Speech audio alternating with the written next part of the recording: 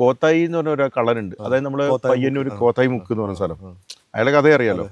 അവിടെ മറ്റേ സ്വർണം എടുത്തിട്ട് മറ്റേ കുഴിച്ചിട്ടിട്ട് അയാളെ പിടിച്ച് ജയിലിൽ പോകുമ്പോൾ കുഴിച്ചിട്ടിട്ട് പോയി. തിരിച്ചു വരുമ്പോൾ കഴിഞ്ഞപ്പോൾ ഹൈവേ വന്നു. ഹൈവേ വന്നപ്പോൾ പുള്ളിക്ക് പിന്നെ ഇത് കുഴിച്ചെടുക്കാൻ പറ്റുന്ന ഭ്രാന്തായിട്ട് അയാൾ അവിടെ ഒരു സ്ഥലത്ത്, അങ്ങനെയാണ് കോത്തായി മുക്ക്.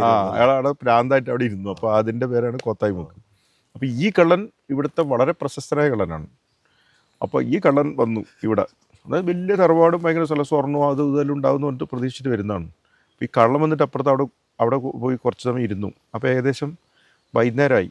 അപ്പോൾ അവിടെ ഒരു അമ്മാവൻ, പടിഞ്ഞാറേ മാളികയിലെ ഒരു അമ്മാവൻ, ഇതിൽ നടുക്കൊരമ്മാവൻ, ഇവിടെ ഒരു അമ്മാവൻ, മൂന്നാളുണ്ട്. അപ്പോൾ ആ അമ്മാവൻ അവിടുന്ന് ഏകദേശം ഒരു 7 മണിയാകുമ്പോൾ അടി തുടങ്ങി. ആൾക്കാരും അടി, മറ്റേ മംഗലശ്ശേരി നിലയുടെ സ്റ്റൈല്, പഴയ സ്റ്റൈലാണല്ലോ. അവിടെ തുടങ്ങി. അയാളിപ്പോൾ ഒരു 9 മണിയാകുമ്പോൾ അയാൾ കിടന്നു. 9 മണിയാകുമ്പോൾ കിടന്നു. അപ്പോൾ ഇയാൾ ചോദിച്ചോ ഇനി കക്ക എന്ന് നോക്കുമ്പോഴേക്ക് ഈ അമ്മാവൻ അപ്പോഴേക്കും ഇവിടുന്ന് വന്നു. അല്ലെങ്കിൽ ഇയാൾ അല്ല ചിലപ്പോൾ ഇയാൾ തുടങ്ങി 9 മണിക്ക്. 9 മണിക്ക് തുടങ്ങി. ഇത് ഏകദേശം ഒരു 11 മണി സേവ, ഒരു 11 മണി വരെ ഇത് പോയി. അപ്പോൾ വിചാരിക്കുമോ ഇനി കക്ക. അപ്പോഴേക്ക് ഇയാൾ എവിടെയോ നായാട്ടിനെല്ലാം പോയിട്ട്, ഇയാൾ രാത്രി നായാട്ടും ഇതെല്ലാം കൂടി കഴിഞ്ഞിട്ട് മറ്റേ മൃഗങ്ങളെയും മറ്റെല്ലാം കൊണ്ടുവന്നിട്ട് കൊടുത്ത് തറിക്കലും മുറിക്കലും അടിയും ആഘോഷം തന്നെ.